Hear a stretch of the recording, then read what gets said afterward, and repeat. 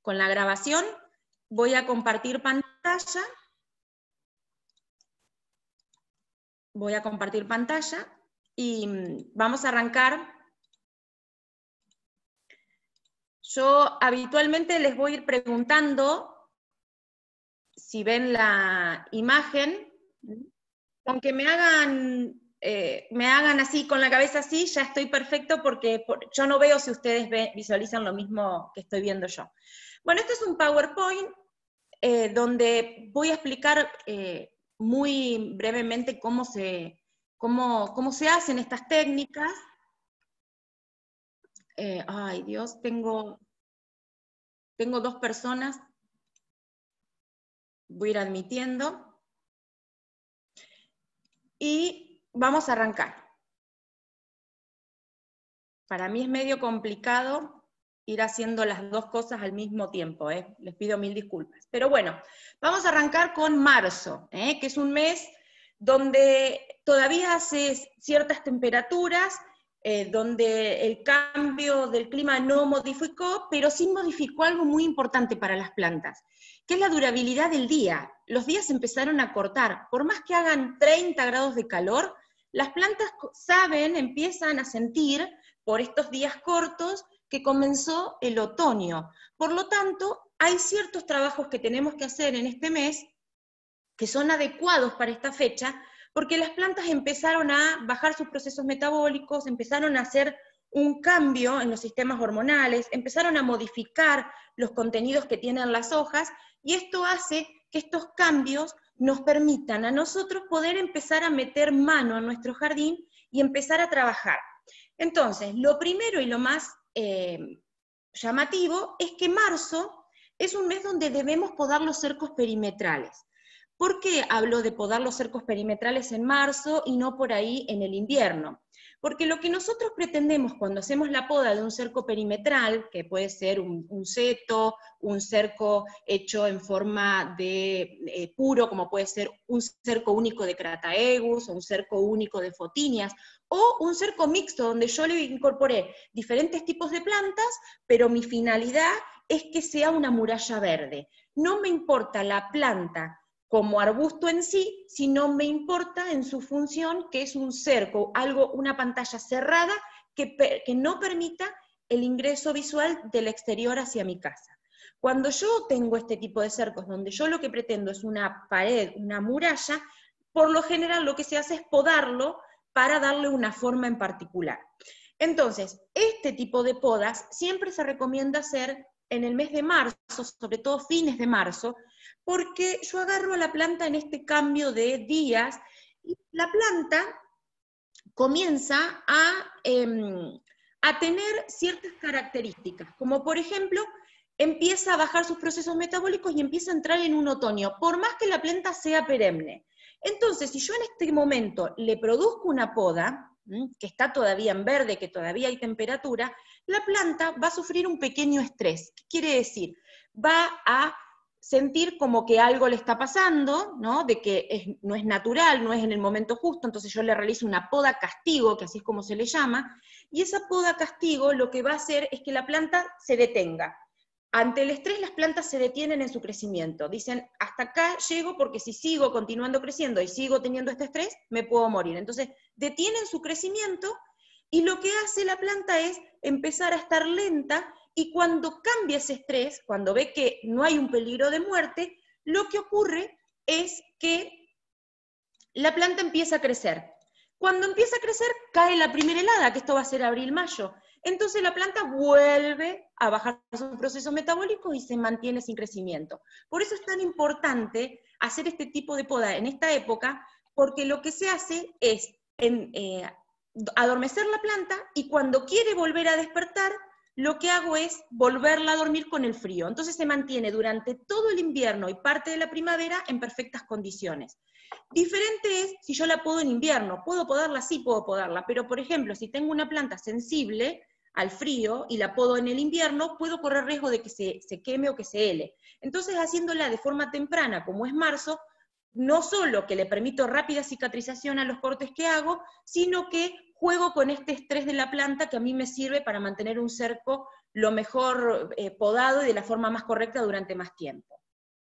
Ahora voy a hablar un poquito de cómo es la poda de cercos en formación.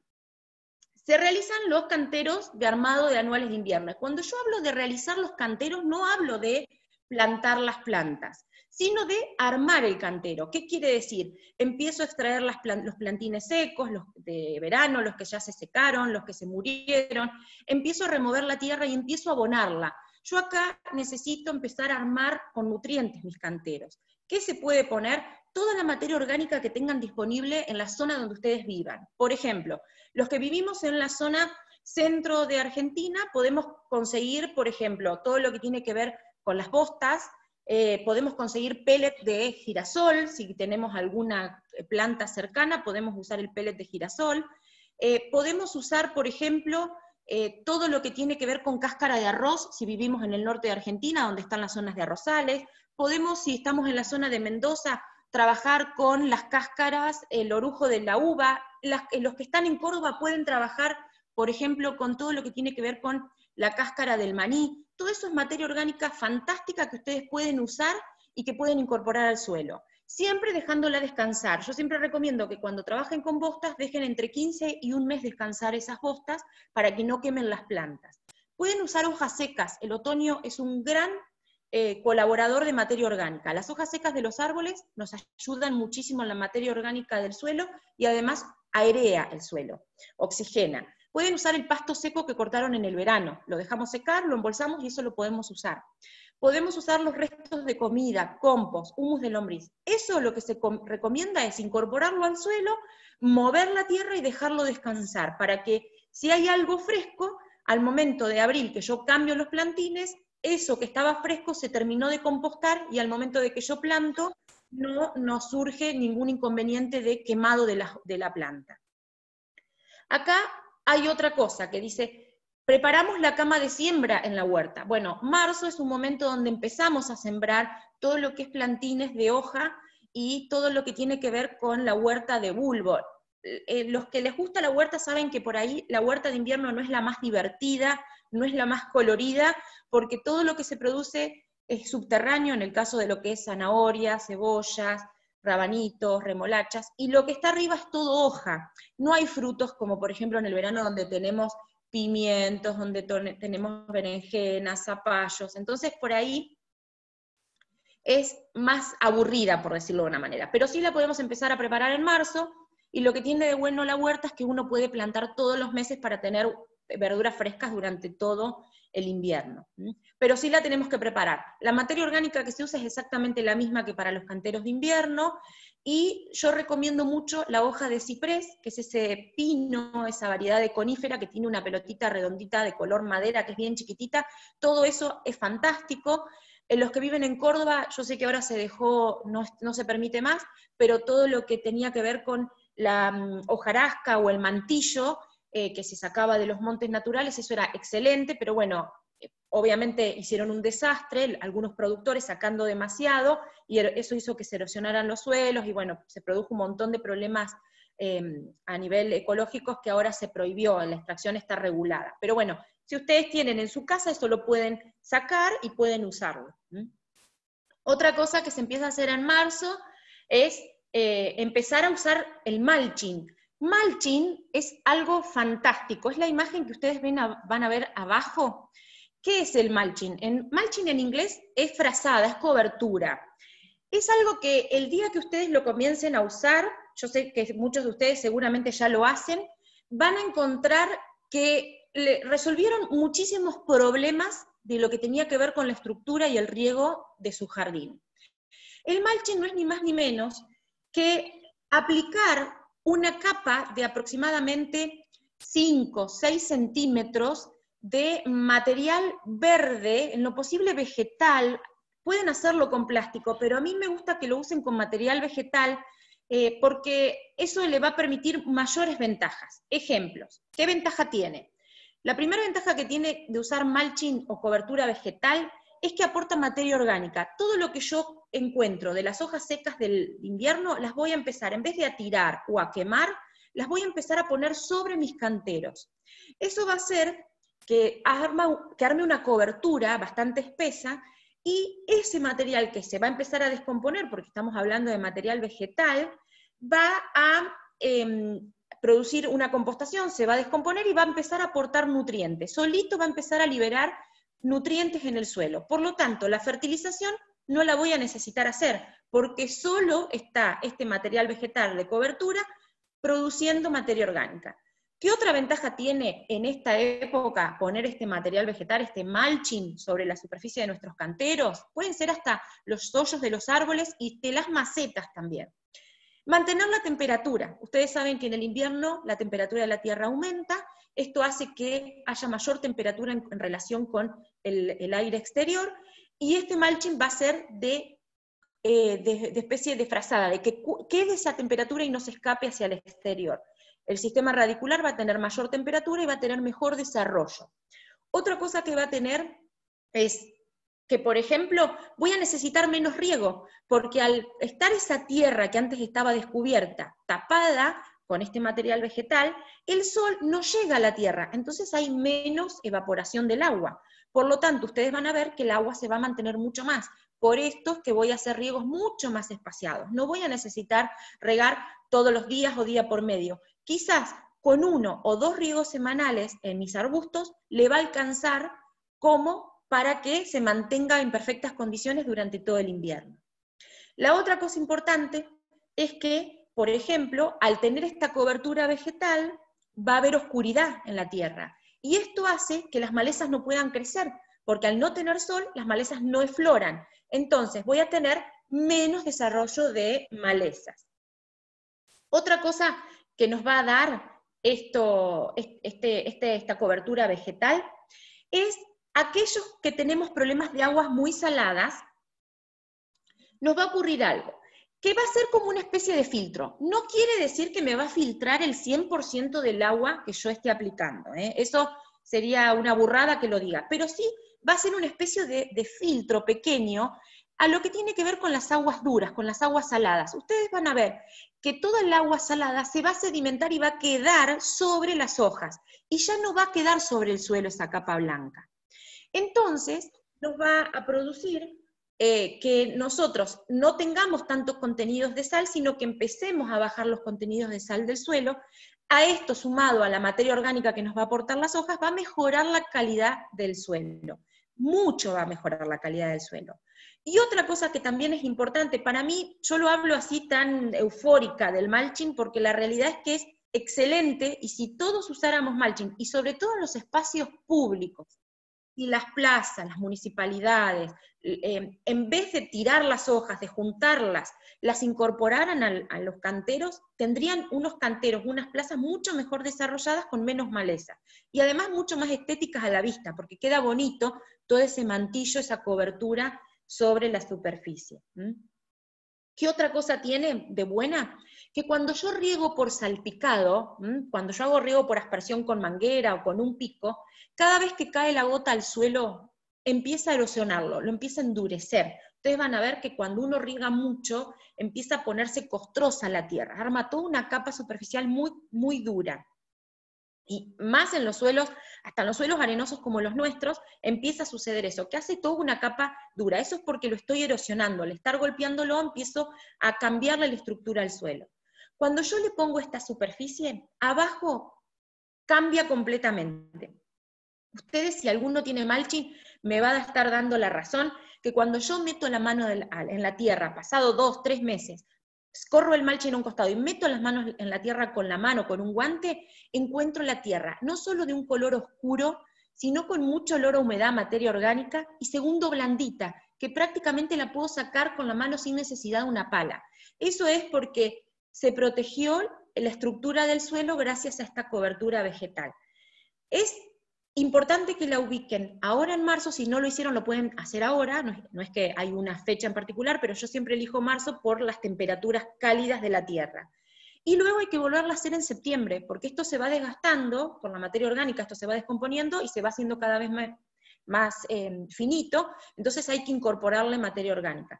Pero háganlo porque queda muy estético. Muchos usan chip de madera que se compra en bolsas, Eso también se puede usar, pero si podemos reemplazarlo con un material que sea gratis, que lo da la naturaleza y que lo estábamos tirando, mucho mejor. Pero el chip de madera también sirve. Yo siempre digo que hay que ser amigo, hacerse amigo de alguno que tenga panadería a horno a leña o alguno que venda leña, porque los leñeros, como le llamamos nosotros, ellos una vez o 2 veces al año limpian el lugar, sacan toda la leña y sacan toda esa tierra llena de chip y de madera. Eso es oro en polvo. Ellos lo tiran y para nosotros es un regalo maravilloso para el jardín. Eso ustedes, si los consiguen, cuando ellos limpian, les pueden pedir que les traigan todo ese desperdicio que es para ellos y para nosotros es materia orgánica pura, y pueden usarlos también en el jardín. Yo, si quieren, después muestro más fotos y van a ver distintas alternativas que son maravillosas. Obviamente hay gente que seguramente me está escuchando ahora que hace otras alternativas, eso lo vamos a ir escribiendo en el chat, así después lo podemos ver, porque está bueno compartir también ideas o métodos de jardinería que tengan otros que son válidas también.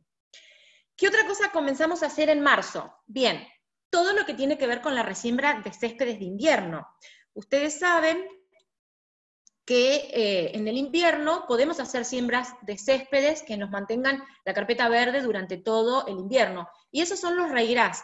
Podemos encontrar el raigras perenne, que es un césped que va a estar tanto en el invierno como en el verano, o el raigras anual, que es un césped que solo va a funcionar en el invierno.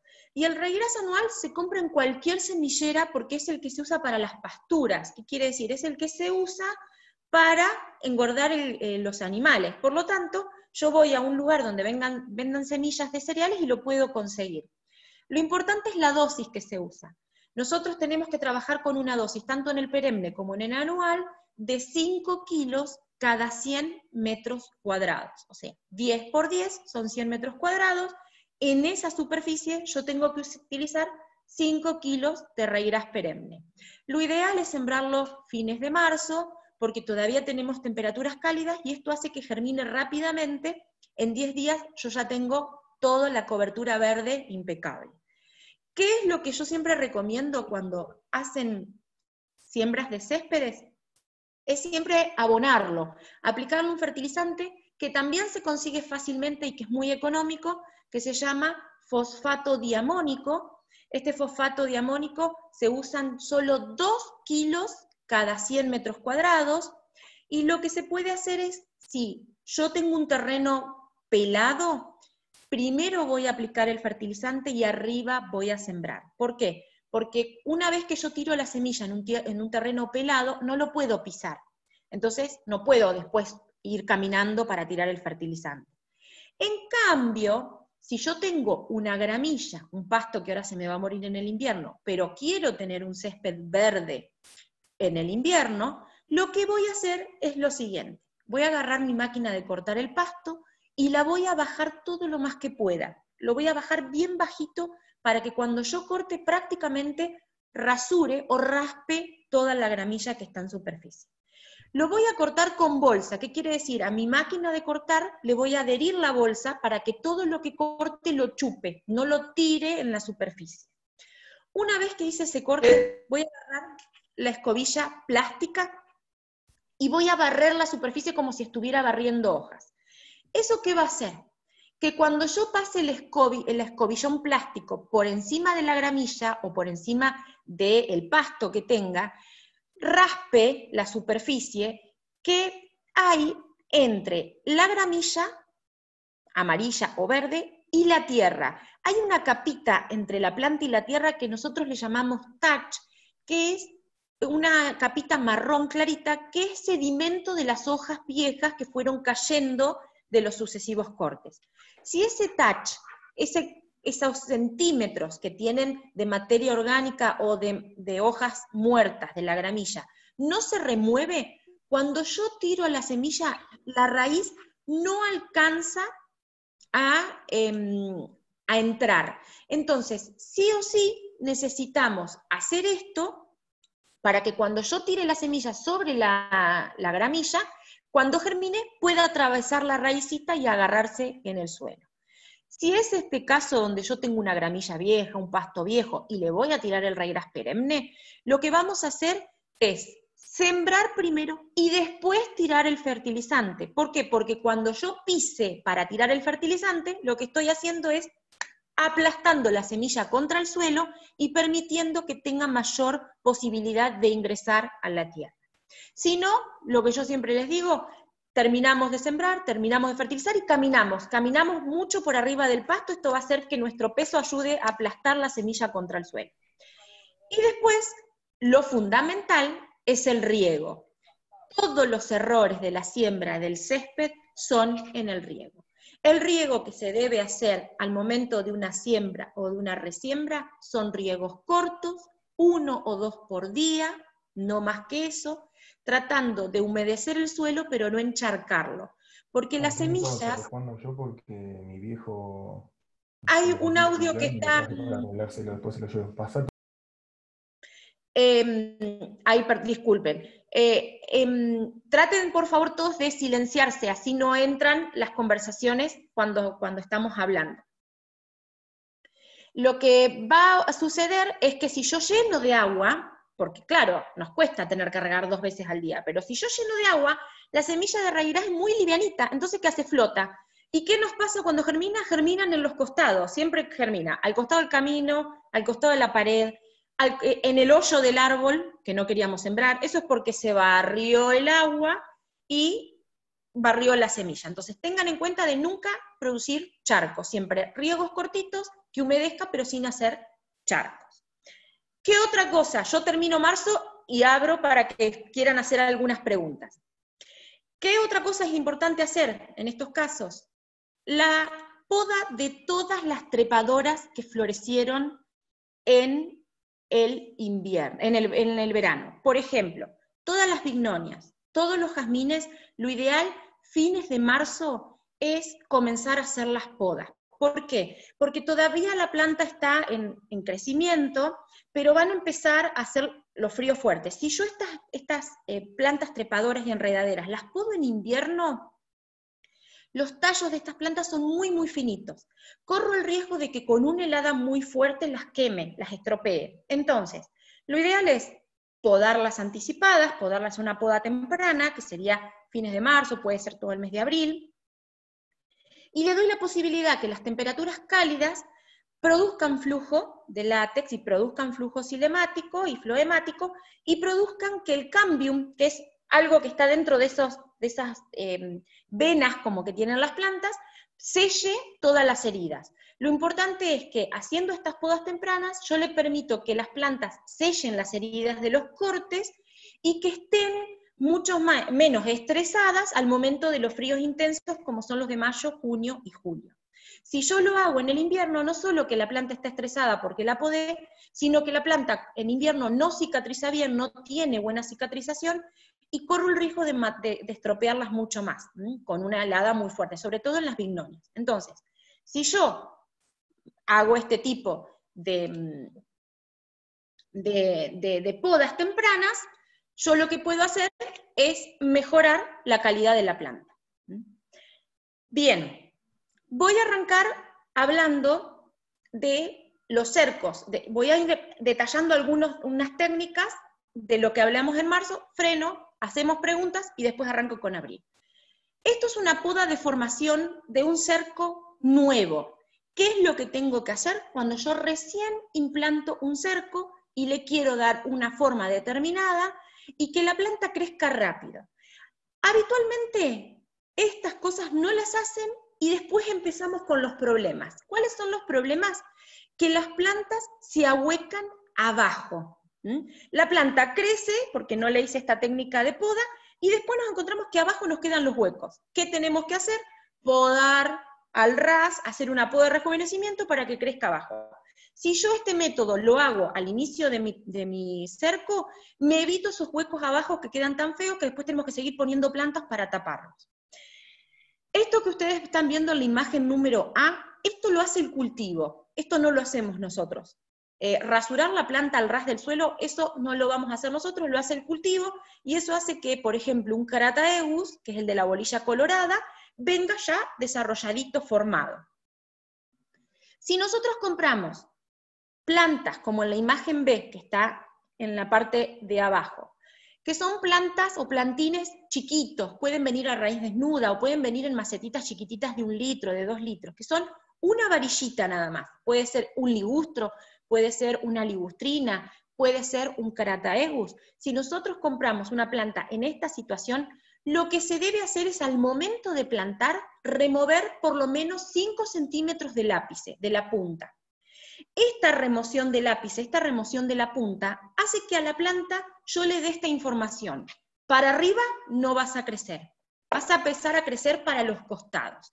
Esto va a hacer que la planta en el primer año, en vez de irse hacia arriba, crezca hacia abajo. Entonces, esos huecos que nosotros a futuro, si no hacíamos esto, lo íbamos a tener, ya lo evitamos, porque la planta primero desarrolla hacia los costados, bien pegado al suelo, y una vez que desarrolló hacia los costados en el primer año, en el segundo año va a empezar a crecer hacia arriba. Y ya en el segundo año, aunque sea una planta chica, le empiezo a dar la forma del cerco que yo pretendo.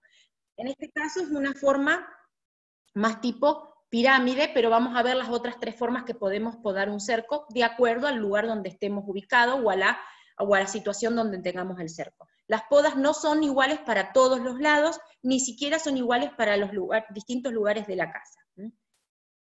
Al tercer año vamos a volver a podar con esa forma, y ya en el cuarto año tenemos una planta mucho más desarrollada y que le podemos dar una forma mucho más funcional. Acá vemos 3 imágenes. Por lo general, estas en mucha punta, cuando el bisel de la punta es muy exagerado, son formas que se le dan a los lugares donde hay nevadas. Cuando nosotros tenemos nevadas, donde se va a acumular nieve, tenemos que dejarle bastante pendiente en las puntas de nuestros cercos para que esa nieve resbale y caiga y no se almacene en nuestros cercos, porque la nieve almacenada puede producir quemadura de las yemas. En la imagen del medio tenemos una parte donde la parte superior está bien al ras, está bien recta. Yo no recomiendo que los cercos en la parte superior les corten de forma recta. ¿Por qué? Porque si estamos en una zona donde hace mucho frío y bajan las temperaturas, mucho, 5, 10 grados bajo cero, ¿qué pasa con las yemas internas? Se secan, se queman por el frío. ¿Y qué nos empieza a pasar? Se empieza a secar por dentro nuestro cerco y nos encontramos que el cerco está verde por fuera y adentro todo muerto. Entonces, para evitar que muchas veces se nos quemen las plantas por dentro, las yemas de adentro, lo que se debe hacer es darle apenas una pequeña curvatura. Siempre los cercos, cuando se podan en la parte superior, tenemos que darle alguna parte redondeada. Después sí bajar con un bisel, como se ve en la tercera imagen. Se puede bajar con un bisel, no tan pronunciado como el del primero, pero sí darle una leve curvatura en la parte superior. Esto va a impedir que la planta se ahueque o se seque por dentro. Y acá tenemos 4 formas diferentes de podar un cerco. Aquellas que podamos los laterales rectos son para espacios donde no nos importa que nuestro cerco nos produzca sombra, son para espacios muy grandes. Yo habitualmente lo que siempre aconsejo es que lo poden como la parte B, como la imagen B, donde le doy menos ancho arriba y un poquito más ancho hacia abajo. Esta forma piramidal va a hacer que ingrese más el sol a nuestro jardín, que este cerco produzca menos sombra hacia adentro de nuestro jardín. Y esto va a hacer que en vez de ser 1,5 metros al costado del cerco de sombra, que por lo general ustedes van a ver que en esas zonas el pasto no crece, se llena de humedad, los plantines que ponemos no llegan a florecer. Al hacerlo en esta forma más piramidal, permitimos que el ingreso del sol sea mayor y tengamos menos espacio de sombra. Salvo que ustedes quieran armar un cantero de sombra al costado del cerco, ahí sí lo pueden podar con las paredes más rectas. Pero recuerden que siempre cuando podo recto, ocupo mucho más espacio de mi cerco. Se va a ir en mayor profundidad, va a tener mayor profundidad. Entonces es preferible más fino arriba y más ancho abajo, en la base. El tercero es un cerco que se usa también para zonas de nevada frecuente. Fíjense que tiene un gran desnivel en la punta y esto hace que arrastre, se resbale la nieve y caiga. Y el último, el D, que tiene uno de los laterales rectos completos y es bien angosto, son para cercos que se hacen pegados a paredones. Acá yo no necesito mucha superficie interna de mi cerco porque la visual está impedida con la pared. Entonces simplemente lo que necesito es que cubra esa pared. En este caso conviene ponerlos bien bajitos, o sea, bien cerrados, bien contra la pared, porque lo que yo necesito es emitir mucho follaje para que enseguida me tape ese paredón. Entonces, podándolo bastante, lo que hago es sacar mucha ramificación vieja, mantener siempre un cerco joven, nuevo, con muchísimo follaje. Entonces, tengan en cuenta que el cerco que se pone contra paredones siempre se tiene que tener mucho menos profundo cuando se mantiene. Siempre se tiene que tratar de podar lo más posible contra la pared. Estas son imágenes de abonados de los canteros de invierno. Esto es un raíz perenne en el invierno, y esto es un mulching, que ustedes ven acá al final, de hojas. Por ejemplo, este es un cantero de mi casa. Ahí, fíjense que es bien de esta época, porque están los narcisos brotando, y ellos, por más que tengo hojas puestas en el suelo, salen sin problema, atraviesan las hojas y desarrollan. Si ustedes tienen bulbosas, el mulching es fantástico, porque al levantar más temperaturas se estimulan mucho más rápido a brotar. Entonces tengan en cuenta de que el mulching es muy bueno. Y otra cosa que también es importante, cuando tenemos mulching, como es tan difícil llegar los caracoles para avanzar a subir a la planta, y las hormigas, solemos tener menos plagas. Entonces, además de todos esos beneficios que yo le dije, son fantásticas para, por ejemplo, mantener algunas plagas que no pretendemos tener, como es en el caso de las babosas y caracoles y las hormigas. Estas son algunas de las trepadoras que podemos podar sin ningún problema en el mes de marzo. Si la trepadora está en un cerco perimetral, ¿qué quiere decir? Yo tengo un cerco hecho de madreselvas, de jazmín de leche, de jazmín azórico, o de alguna variedad que sea de hoja perenne, que no pierda el follaje.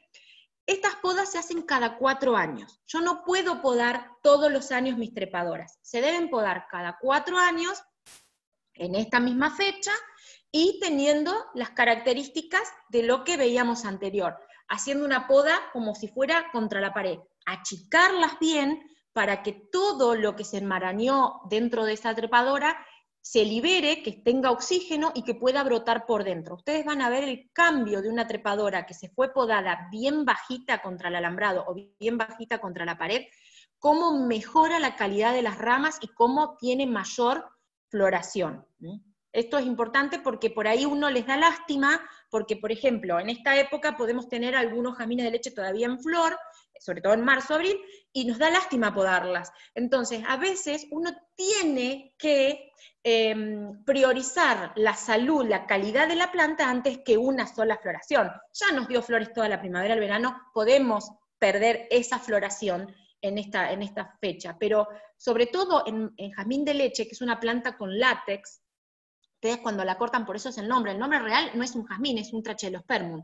Si uno lo corta, ve ese látex, esa agua blanca que sale, pegajosa, y produce un callo muy rápido, y a veces le cuesta cicatrizar rápidamente por ese callo que produce. Si yo esto lo produzco en esta época, le doy la mayor tiempo, pobrecita, que cicatrice, y que cuando cae el invierno fuerte, ella esté más fuera de estrés y que esté en perfectas condiciones para aguantar el frío de invierno. Recuerden que con el frío los jazmines de leche se ponen negros. Eso no quiere decir que se helen, es el cambio por esas bajas temperaturas o ese frío. La hoja se pone toda oscura, parece que se nos hubiera quemado, pero no, es normal.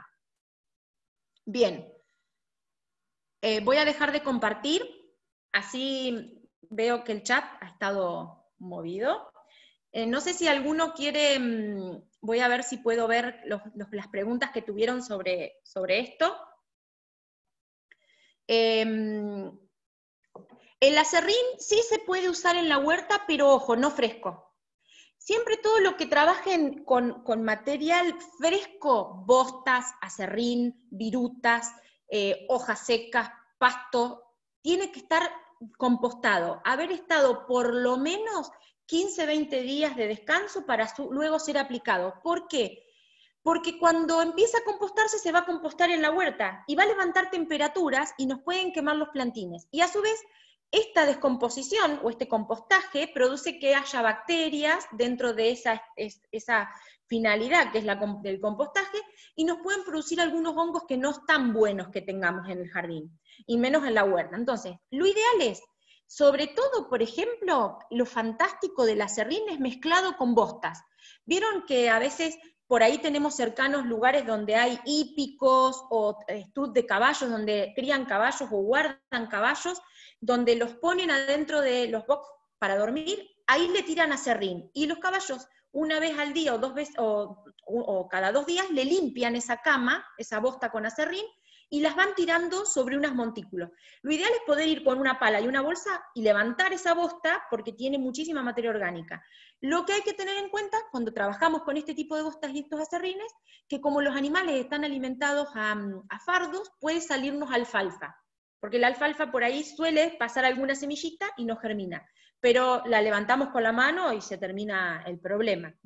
Pero sí, se puede usar sin ningún tipo de problema. La hoja la pueden usar entera o la pueden moler con la misma máquina de cortar el pasto. Yo a veces paso, si la hoja es de álamo, que son hojas muy grandes, o de tilos, las dejo todas arriba del pasto y le paso por arriba con la máquina de cortar pasto y la muelo. Y eso lo puedo usar. En el caso de las hojas no necesito compostarlas, las puedo usar así como vienen porque ya prácticamente está compostada, ¿no? A ver, ¿alguna otra pregunta? Bueno, los centímetros ya los dije. El pasto siempre, si lo van a tirar en los canteros, nunca da fresco. Es lo mismo que dije. Agarran y tienen que dejarlo secar un poquito por esta misma causa de que se composta y forma un hongo blanco que por ahí puede ser complicado. En un cantero puedo tener en cuenta, si quieren más fácil. No, el Equisetum, yo les explico, el Equisetum no es una planta, es un helecho, es una pterodófita. Es de la familia de las pterodófitas, tiene una estructura ahuecada y es muy sensible al quiebre. Entonces un viento fuerte, rozo la planta por el costado y la quiebro, pero ¿qué tiene de bueno? Que eso que quebré lo entierro y tengo una planta nueva. Entonces, no hay algo que haga que el Equisetum se quiebre más o menos por estar en agua o en suelo. Ojo con el Equisetum, no es una rizomatosa, pero sí es una pterodófita, por lo tanto va a brotar y va a salir por todos lados. Es más, suele pasar que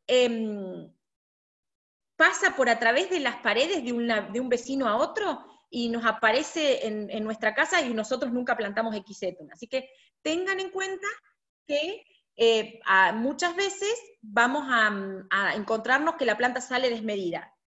Pueden controlarlo, no es una caña de bambú, por ejemplo, que es imposible de controlar, pero sí hay que tener en cuenta de controlar bien el Equisetum con una pala, de ir extrayéndolo, porque si no se hace un desbande y ahí sí que no lo vamos a poder desarrollar mucho más.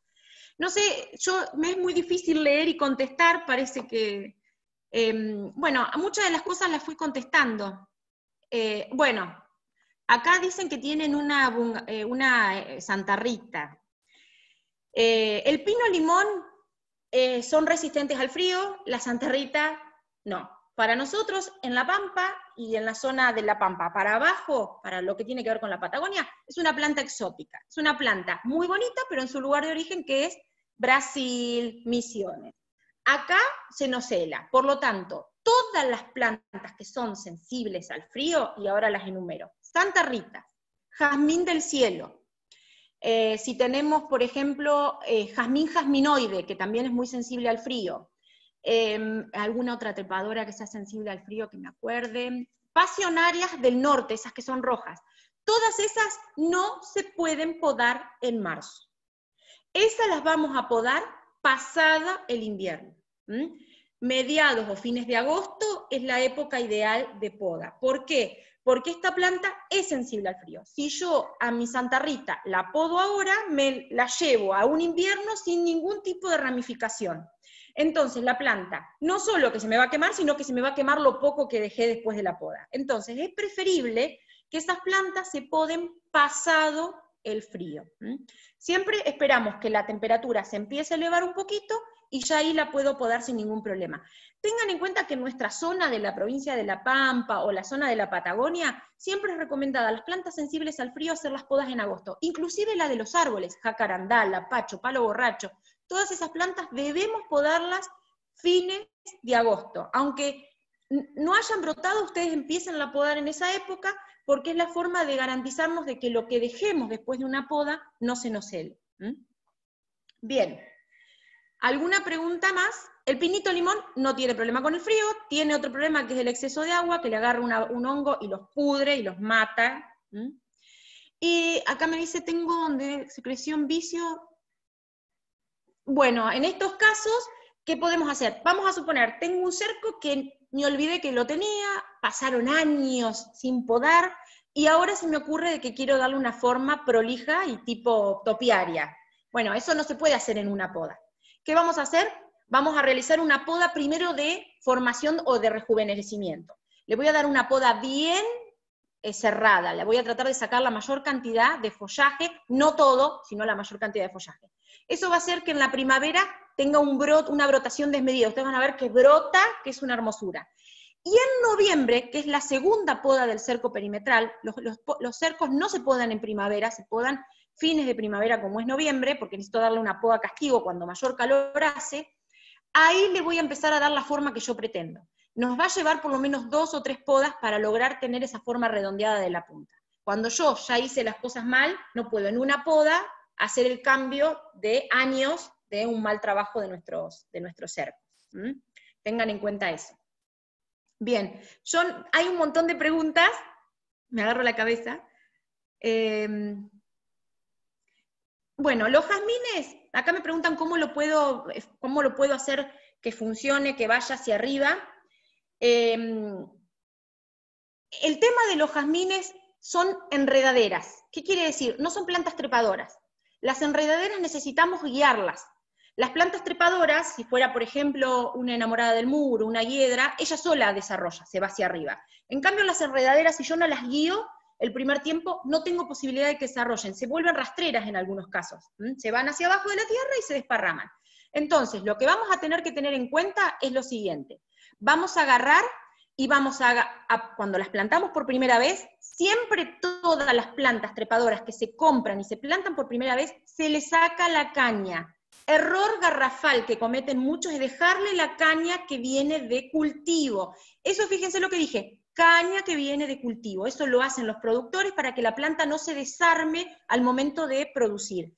Esa caña es simplemente de tutor para poder movilizarla hasta un vivero y que ustedes la puedan comprar. Pero la caña se debe sacar. ¿Qué pasa cuando no se saca? La planta empieza a crecer en círculos a través de la caña. La caña se quiebra porque es un material vegetal, pero la planta sigue creciendo en círculos. ¿Qué termina pasando? Se estrangula el tallo y ustedes van a ver que en la mayoría de las trepadoras que no le sacaron la caña, del metro para abajo está pelada. Y del metro para arriba está fantástica. Ese metro para abajo es donde está toda estrangulada. Empieza a crecer, empieza a crecer, empieza a crecer, parte de las ramas se estrangulan y se secan, y entonces se le empiezan a secar partes del cerco. Y ustedes dicen, ¿qué le pasa? ¿Está enferma? No, es que se les están estrangulando sus propias ramificaciones. Entonces lo que van a hacer es, siempre que compran una trepadora, sacarle la caña, abrir las ramas y ponerlas siempre, tanto en una pared o en un alambrado, a 1 metro de distancia del suelo, la primera rama. Si tiene 2 ramas, lo vamos a hacer en forma de V, lo más pegado al suelo, a 1 metro. Esa V, que ustedes la llevaron para una diagonal, va a hacer que las ramificaciones crezcan para abajo o para arriba. Entonces, sola va a cubrir toda la superficie de la pared o del alambrado. Entonces, tengan en cuenta eso. Si ustedes ya la macana se la cometieron y tienen una planta enroscada, tarde o temprano van a tener que hacer una poda drástica y bajarla por lo menos a 1 metro de altura esa planta para que toda esa ramificación se rejuvenezca y vuelvan a salir brotes nuevos para volver a formar el cerco. Yo les digo tarde o temprano porque muchos no quieren, porque se quedan sin cerco, pero a veces hay que hacerlo porque si no, directamente nos quedamos sin plantas. Tengan en cuenta que muchas decisiones que tomamos en el jardín fueron por malos desempeños nuestros, o de nuestros jardineros, o nuestros paisajistas, que cometieron el error de plantar mal las plantas. Entonces a veces uno tiene que tomar esa decisión drástica de decir, bueno, poda, rejuvenecimiento, bajo la planta todo lo más que puedo, para mejorar la calidad de la planta y volver a tener un cerco nuevo como lo tenía cuando inicié. Bien, tuyas, un problemón. ¿Por qué? Porque la tuya real, la tuya que tiene la hoja así como en palma, plana, que puede venir en forma recta así, o acostadita a las ramificaciones. Yo hago morisquetas, no sé si me ven a mí cuando hablo, porque yo estoy haciendo todas morisquetas, soy muy manual para hablar. Lo que pasa es lo siguiente, está teniendo un problema grave que se llama mal del ciprés, es un hongo mezclado con un insecto, que es un pulgón, que lo que hace es secar. Ustedes van a ver que sus tuyas empiezan a huecarse de abajo hacia arriba, se van secando, se van secando, se van secando, y si no hacen algo urgente, les aviso que se les van a morir. La forma de hacer algo urgente es hacer aplicaciones de 3 productos juntos en lo posible, un aceite emulsionable, un fungicida y un insecticida sistémico. Si pueden usar los 3 productos orgánicos, mucho mejor. Si no, tienen que volcarse al químico, pero 3 productos los piden así: fungicida, aceite emulsionable, insecticida sistémico. El que encuentren, no importa la marca, no importa cuál producto sea, pero sí lo tienen que pedir de esa manera, y van a hacer 3 aplicaciones, una vez por semana, una aplicación, y eso va a hacer que el pulgón y la fumagina y el tizón desaparezcan. Lo que está muy quemado a veces no se recupera, no rebrota, pero bueno, por lo menos evitamos que esa plaga, que ese mal avance sobre nuestros cercos y haga desastres. Por eso es que ahora se está reemplazando la tuya por otra planta que se llama Lailandis, que conviene, por ejemplo, plantar ese tipo de plantas, que es muy similar porque en teoría, y lo digo entre comillas, es resistente al mal del ciprés. Hasta ahora ha sido resistente al mal del ciprés, y por eso es que se están reemplazando los cercos con eso. Pero la tuya, para aquellos que la tienen que cuidarla muy bien porque es un problemón. Rosas, ya vamos, estamos todavía esperando. El muérdago sí se puede podar ahora cuando empecemos a hablar de poda de árboles y arbustos de hoja perenne. Denme en un minuto que ya arrancamos con abril y ya empezamos a ver otras características. Bien, ahora arrancamos con el mes de abril. Y este es un mes que particularmente a mí me encanta porque uno hace muchísimo en el jardín. Abril, mayo son meses de muchísimo trabajo. Uno piensa que el trabajo es en septiembre, no. El trabajo es ahora. Septiembre se disfruta. Septiembre se hacen algunas fertilizaciones, se cambia el tipo de riego, agregamos mulching, pero el trabajo duro de los jardineros, los que amamos meter la mano en la tierra y que amamos esta profesión maravillosa, es abril, mayo. Y nos ha tocado estar en cuarentena, por lo tanto muchos que no trabajaban en el jardín o no les gustaba la jardinería empezaron a amarla. ¿Y por qué digo que son meses de muchísimo trabajo? Porque acá es donde empezamos a hacer todo lo que nos va a permitir tener borduras, canteros, macizos, macetas, impecables en la primavera o a fines de invierno. ¿Con qué arrancamos en abril? Con la división de todas las herbáceas perennes que son de rizoma o de raíz engrosada. Por ejemplo, si alguno me escucha que hablo en chino por algún nombre, me frena y trato de buscarle el nombre vulgar. Pero, por ejemplo, en abril empezamos a dividir todo lo que tiene que ver con agapantos, que es la flor de Navidad, hemerocalis, que comúnmente le llaman la flor de un día, que es como una campana, achiras, que el nombre científico es cana. Podemos empezar a dividir las dalias, que es una raíz engrosada. Vamos a dividir, por ejemplo, todo lo que tiene que ver con dietes, Sisyrinchum, todas las que tienen papa, por decirlo vulgarmente, en realidad es rizoma, todos los que tienen rizoma, esa papa debajo de la tierra, el momento ideal es abril. ¿Qué es lo que vamos a hacer en este mes? Esperen que se me fue. Vamos a extraer toda esa mata enorme de agapantos de flor de Navidad que teníamos en el suelo. Vamos a agarrar una pala de punta, la vamos a partir con la pala dejando porciones que aproximadamente tengan entre 5 y 10 centímetros nada más.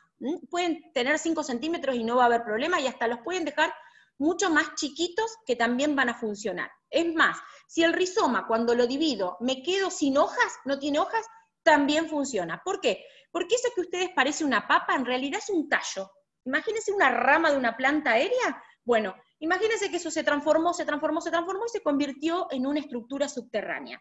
¿Qué quiere decir? Que en toda esa parte hay yemas, hay brotes de hojas a futuro, que hoy, por ejemplo, no están brotadas cuando ustedes la dividieron, porque ya había otras. Pero cuando yo la parta y esa porcioncita que no tiene hojas la entierre, me va a tirar una hoja. Y por supuesto una flor. Donde hay hojas, hay flores.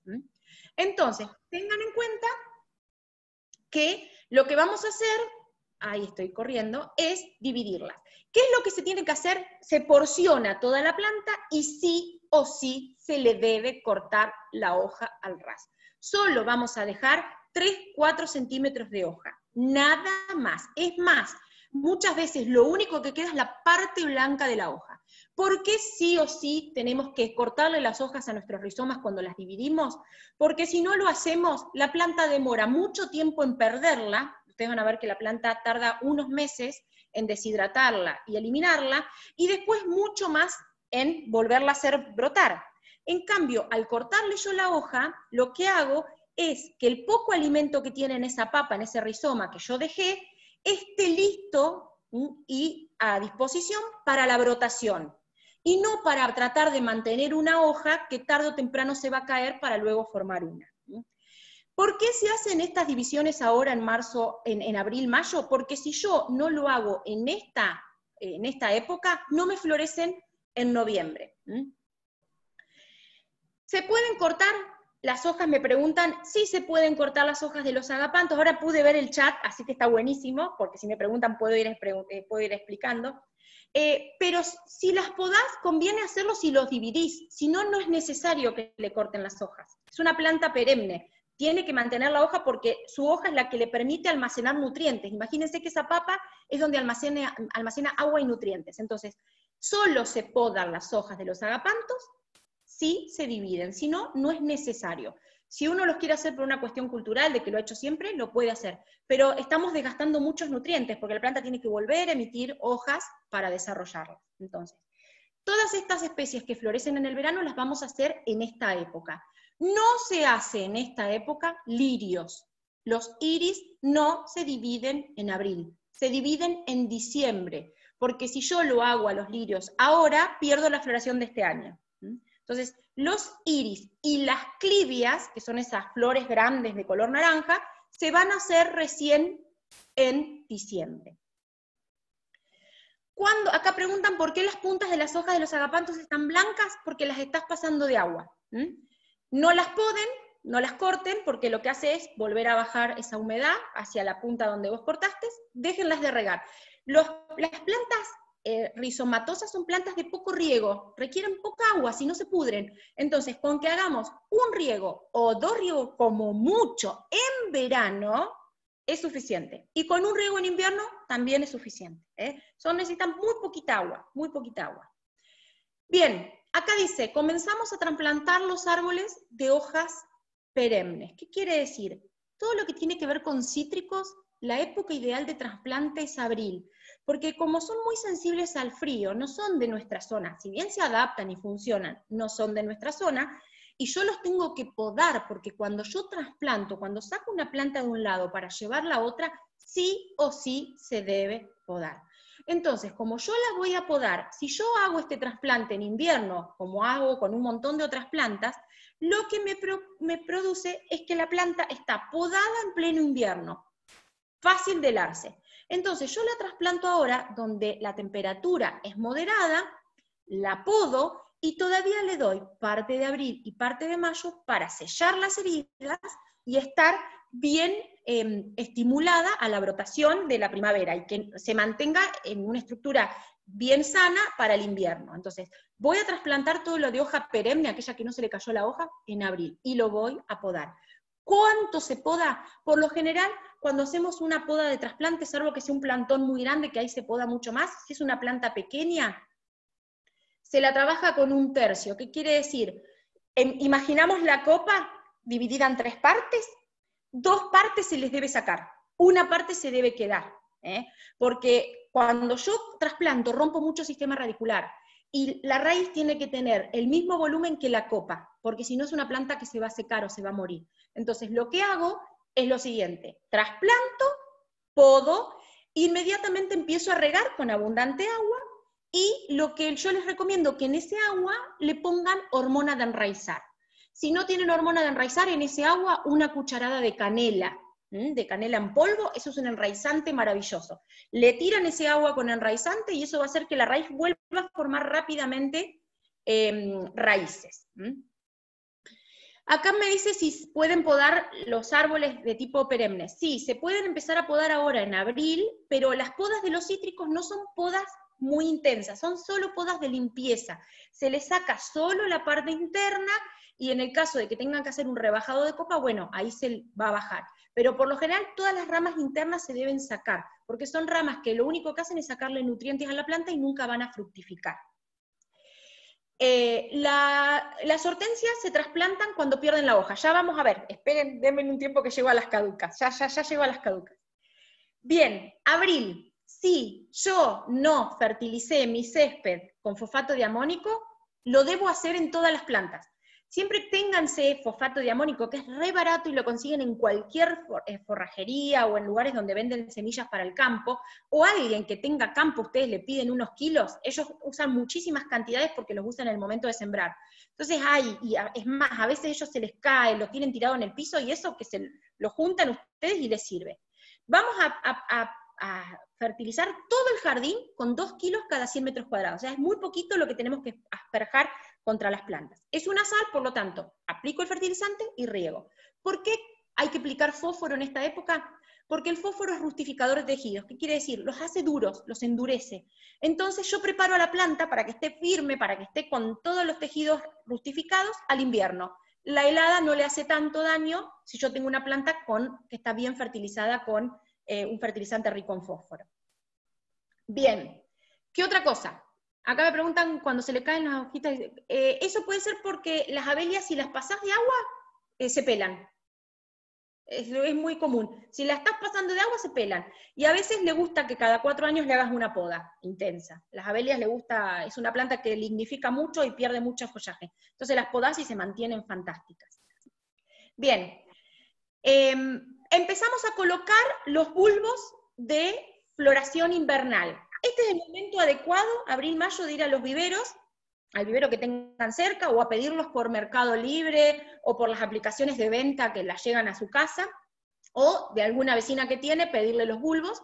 Es el momento de plantar ciertas variedades de bulbos. Por ejemplo, narcisos, que le llaman junquillos también, los tulipanes, los jacintos, las marimonias, las anémonas, las fresias, tigridias. Hay un montón de bulbosas y de arañitas de raíces engrosadas, como son las marimonias, que se plantan en esta época, y esto hace que la planta empiece a tomar frío, porque ellas florecen por acumulación de frío, empiezan a tomar frío, broten allá por junio-julio, cuando empieza a hacer un poquitín de calor, esa semanita de San Juan que agarran en agosto, por ejemplo, ¡pum!, salen todas afuera, y empiecen a florecer. Entonces, si nosotros no tenemos estas plantas, podemos ir a buscarlas en esta época y las podemos plantar, y ya no se sacan más del suelo. Lo único que se hace una vez al año en esta época, se remueven, se levantan, y se sacan los hijuelos, que son unos bulbitos chiquititos, que se deben separar de las plantas madres, porque si no, perdemos los bulbos grandes. Ellos lo que hacen es, cuando hay mucha cantidad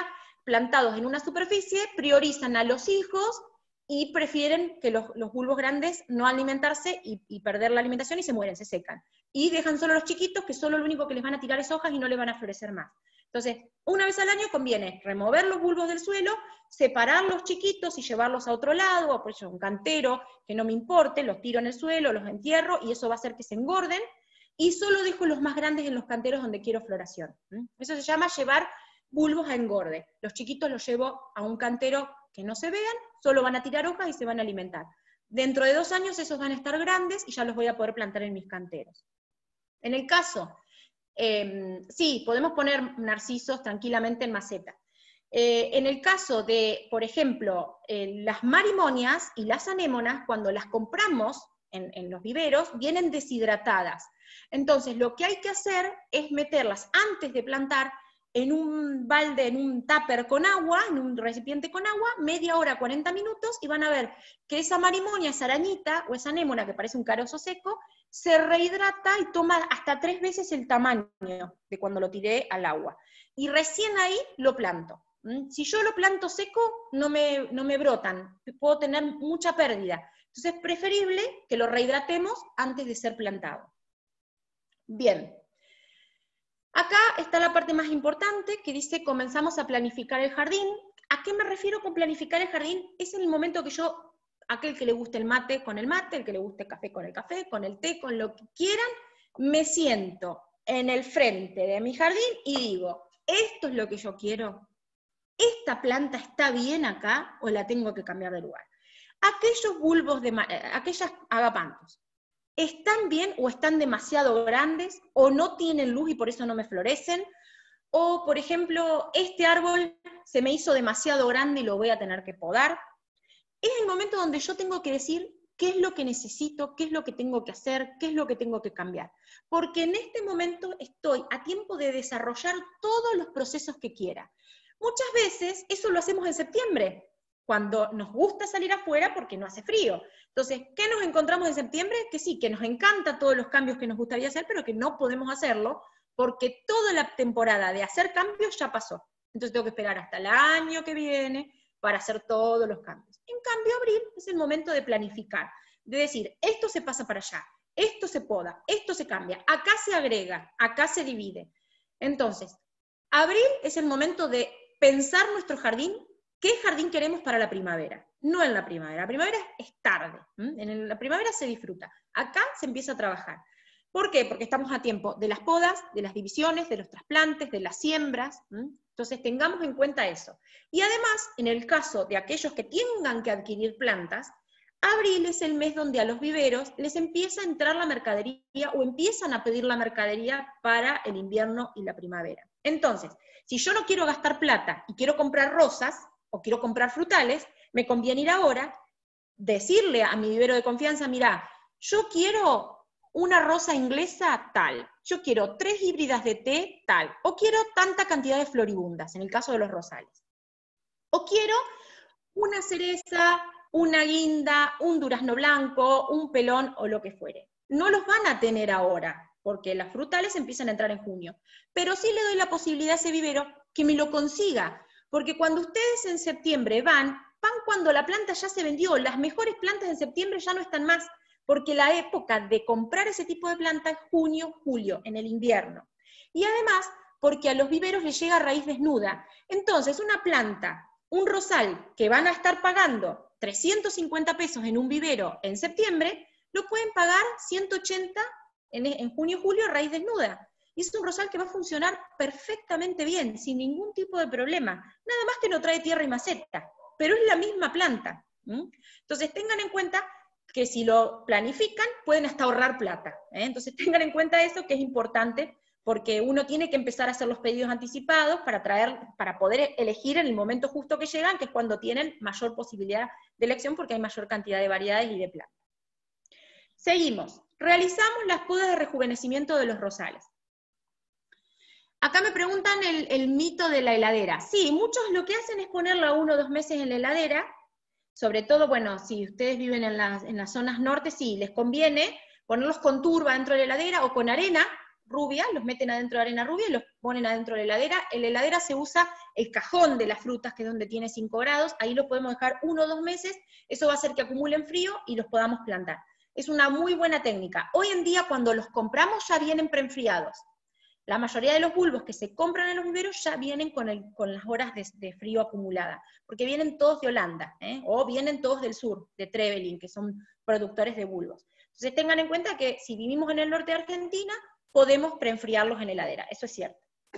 Bien, poda de rejuvenecimiento de rosales. Acá estamos hablando de rosas del año de María Castaña, que tenemos rosales que nunca nos animamos a podarlos, y que se hicieron todos marrones oscuros, que se lignificaron, y que solo tienen hojas arriba, y que todos los troncos están marrones. Bueno, esos rosales se los debe podar ahora. Más o menos se los tiene que dejar entre 50 centímetros y 80 centímetros del suelo. Acá cuando hacemos una poda de rejuvenecimiento en los rosales, no podemos ver la yema, porque estamos hablando de tallos lignificados, tallos que están completamente cubiertos de madera, de corteza. Las yemas no se ven, entonces no puedo definir si hay una yema exterior o una yema interior. Acá lo que se hace, lamentablemente, es tomar una altura. Se dice que a 50 centímetros, por debajo de esos 50 centímetros va a haber yemas. Entonces, si yo podo mi arbusto, mi rosal, entre 50 y 70 centímetros de altura, lo que voy a hacer es estimular a todas esas yemas dormidas que están en la madera lignificada, que van a volver a formar brotes nuevos, y al año siguiente, en julio, porque esto se hace en abril, en julio voy a extraer ya la madera vieja, dejando solo las nuevas. Y vuelvo a tener aquel rosal que tenía cuando lo compré hace muchos años atrás. Las floribundas, si están muy envejecidas, también se hacen podas de rejuvenecimiento en abril. Si no, las podas de los rosales tradicionales comunes, que están en perfectas condiciones, que solo se les debe hacer una poda, se hace en junio, julio. En realidad, en los meses más fríos. Ustedes, donde estén ubicados, en el mes más frío, es donde se debe podar. En el caso de Mendoza, sí, lo ideal es que pasen las nevadas, que pasen los fríos fuertes, y ya los pueden empezar a podar a agosto, antes de la brotación.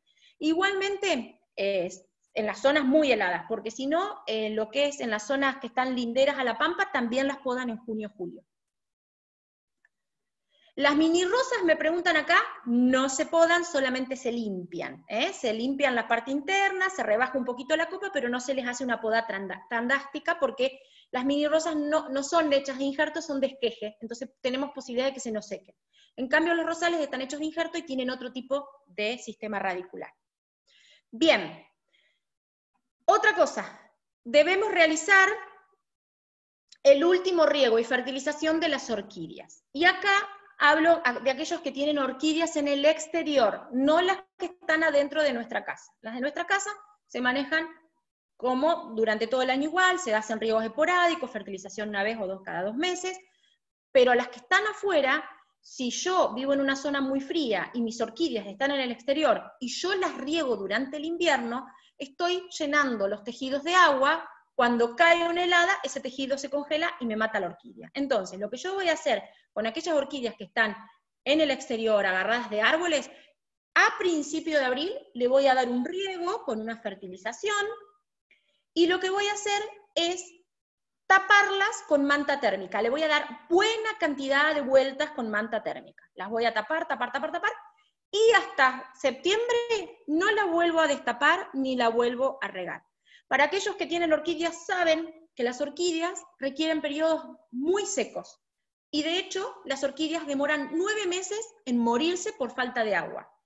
Pero, en contraposición, tardan entre 9 y 10 días de morirse con exceso de agua. Si yo una orquídea la riego todos los días, en 9 días se me murió.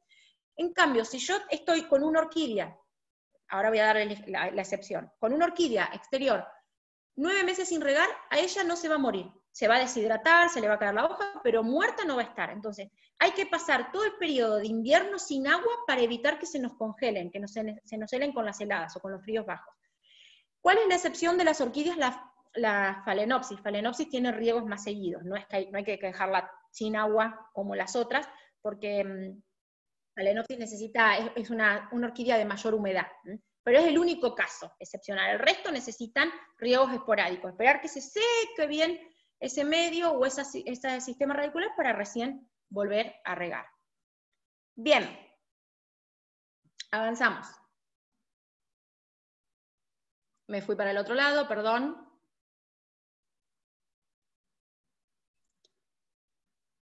A ver qué aparece.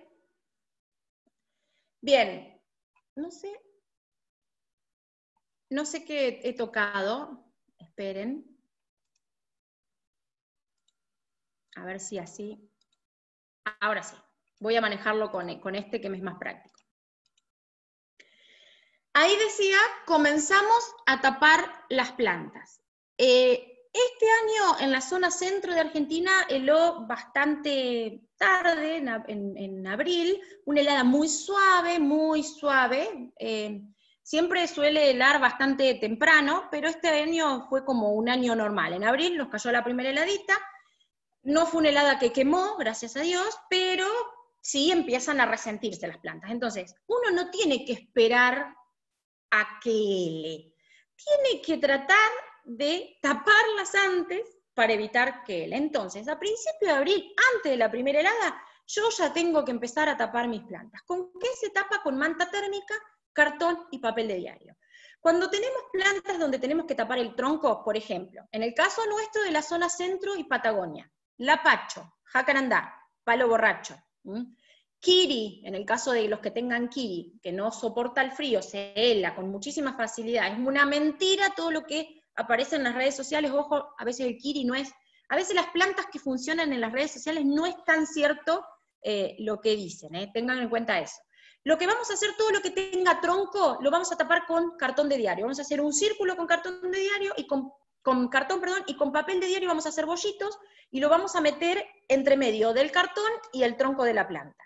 Y la copa, vamos a tratar de armar un armazón, o con hierro, o con alambre, o con caño, o con cañas, para que la manta térmica no toque la copa. Porque si la manta térmica toca la copa, no sirve de nada.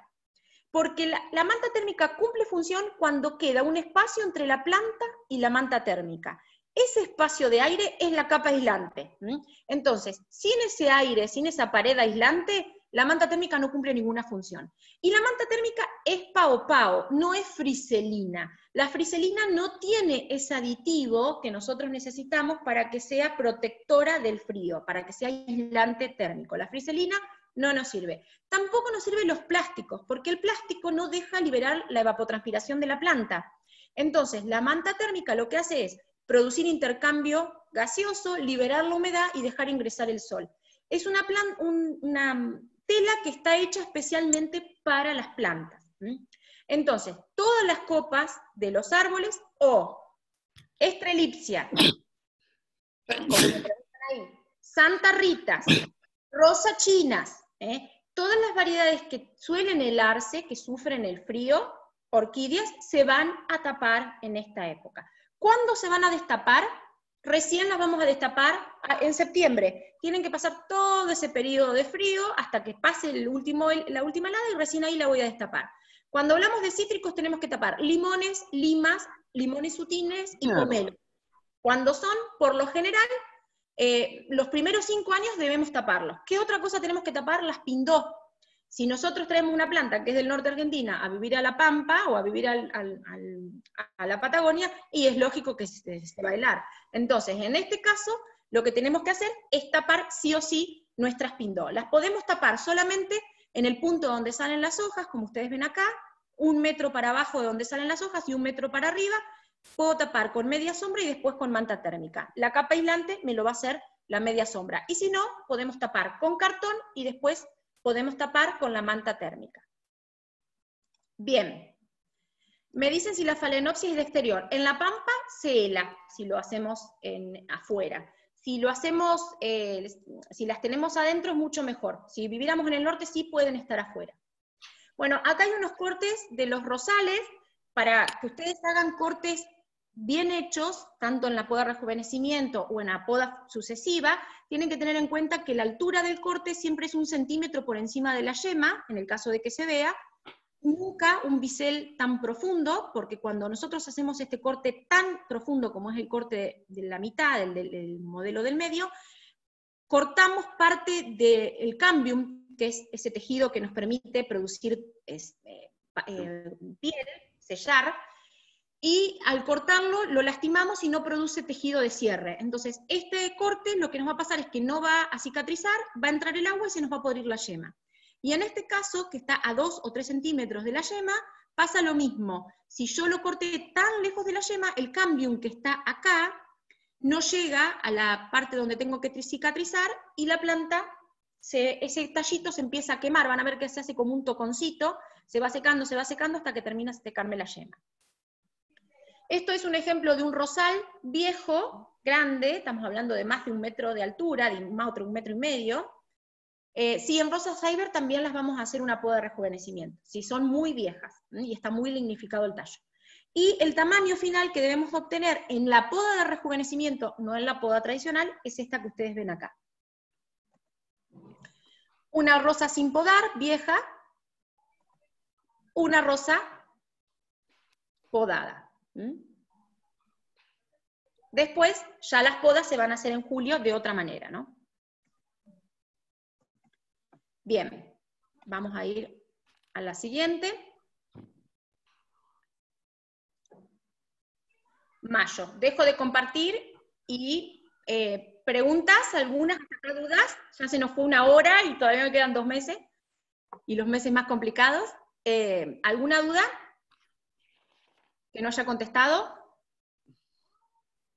Bien, si quieren, lo hacen por el chat, y si no, abran el audio y me preguntan y después lo cierran, no hay problema. Bueno, avanzamos con los meses de junio. Perdón, Jimena, las ciafortias, ¿se comportan igual que las pindó? Si estás acá, en la zona nuestra, sí. Las únicas que no se tapan en la zona de La Pampa y la Patagonia son butias, fénix y washingtonias. El resto, todas tapaditas porque son de clima más tropical. Por ejemplo, arecas, todo lo que tiene que ver con, por ejemplo, las vulgarmente llamadas palmito, las livingstonias, todas las palmeras que son de Centroamérica o del norte de Argentina, las tenemos que tapar. Lamentablemente. Menos la sica. La sica no, porque no es una palmera, no es de las variedades de las palmeras, y aparte tolera bastante el frío, eso es lo que tiene bueno la sica. ¿Cómo las cubrimos a las palmeras? De donde salen las hojas, 1 metro para arriba y 1 metro para abajo, porque donde están saliendo las hojas, eso es la parte más importante de la palmera. La palmera ahí tiene yemas, si yo eso lo descubro y no lo protejo, cuando se hela, la planta no brota más. No tengo posibilidad de podar una palmera. Si yo una palmera la podo, se me muere. Si se me heló y la podo para ver si brota, ya está. Le corté todas las únicas formas de crecimiento que tienen. Así que tengan en cuenta eso que es importante. Seguimos compartiendo pantalla. Me voy al mes de mayo. Bueno, la Santa Rita es lo mismo. Tapá el tronco con cartón y la copa trata de que se separe de las hojas la manta térmica, sí o sí, porque sobre todo en Mendoza, no sé en qué parte de Mendoza, pero ya te digo, de acá, de San Rafael para arriba, tenés un frío infernal, y por ahí tienen clima más seco, así que peor todavía. Bueno, colocamos en mayo los plantines de invierno, de Malargüe, sí, por eso, con más razón, entonces, muy frío, ustedes ya deben haber tenido las primeras heladitas. Colocamos los plantines de invierno. Ahora recién hay que ir a colocar los plantines de invierno. Es re típico, yo tengo vivero, es re típico ver que en marzo o abril, cuando se cayó una heladita más o menos y ya nos pusimos una camperita, salimos al vivero disparando a buscar violeta de los Alpes, pensamiento y primulus obcónica. ¿Qué pasa? En abril hace un calor de locos todavía en algunas provincias, y nos pasa lo siguiente, ponemos el plantín que viene por lo general de Buenos Aires, que está recontra estimulado para la floración. Lo llevamos a nuestra zona donde lo vamos a plantar, empieza a hacer calor, y ¿qué nos encontramos? Con que están desmayados del calor. Se empiezan a estirar por el calor, se hacen flacos y altos, y nos arruinan las flores o nos arruinan los plantines. Entonces, sean vivos, aguantemos un poquito, esto siempre digo yo, que voy en contra de mi propio negocio, que a mí me conviene que me empiecen a comprar en abril los plantines, pero seamos vivos y compremos los plantines en mayo, cuando ya la temperatura está fresca. Siempre conviene comprar los plantines de invierno cuando baja de 18 grados la temperatura, que es ahí cuando están en perfectas condiciones, y van a estar impecables y que se van a aguantar todas las condiciones externas. Vamos a tener en cuenta, obviamente, que cuando vayamos a poner los plantines, quizás en el invierno tengamos canteros que antes eran de sombra, que van a ser de pleno sol. ¿Por qué? Porque tenemos un árbol caduco que pierde la hoja, y en ese cantero va a haber sol durante toda la tarde. Y obviamente buscar aquellos lugares donde son de invierno, de sombra, y poner los plantines correspondientes a sombra. No porque nos guste el plantín, lo puedo poner en cualquier lado. Sepamos que los plantines de sombra son las primaveras, las prímulas subcónicas, y por supuesto las violetas de los Alpes, que funcionan tanto al sol en el invierno como a la sombra. Pero solo esos tres son buenos para ubicar a la sombra. El resto son todos de pleno sol. Si yo pongo alguno de los otros plantines a la sombra, lo que va a producir es que me dejen de florecer. No van a tener tanta floración como si están a pleno sol. Bien, ¿qué otra cosa? Debemos hacer aplicaciones de fungicida para prevenir oidio. ¿Qué pasa acá? Acá tenemos mucha humedad relativa alta, bajas temperaturas, poco sol y poca ventilación. Entonces, en estos casos, sobre todo en plantas que están cubiertas con manta térmica, que están muy a la sombra, acá me preguntan por las plagas, ahora lo vamos a ver, que están muy cubiertas con hojas, con follaje, donde hay mayor humedad relativa, ahí es donde mayor producción de hongos vamos a tener, y ni hablar de cochinillas. Entonces, en el caso para evitar que las plantas se nos enfermen de oidios o de cualquier otro tipo de enfermedades fúngicas, lo que voy a hacer en mayo es hacer 3 aplicaciones preventivas de fungicida. Pueden usar un fungicida orgánico o químico. Una vez por semana aplico en mis plantas, que yo sé que son sensibles a hongos, como son las rosas, como puede ser algún frutal, como puede ser, por ejemplo, algún ebónimo, que se suelen enfermar mucho de oidio. Le hago 3 aplicaciones y de esa manera yo prevengo de evitar de que me venga el oidio. Y si lo tengo, lo erradico, porque los fungicidas son preventivos o erradicantes.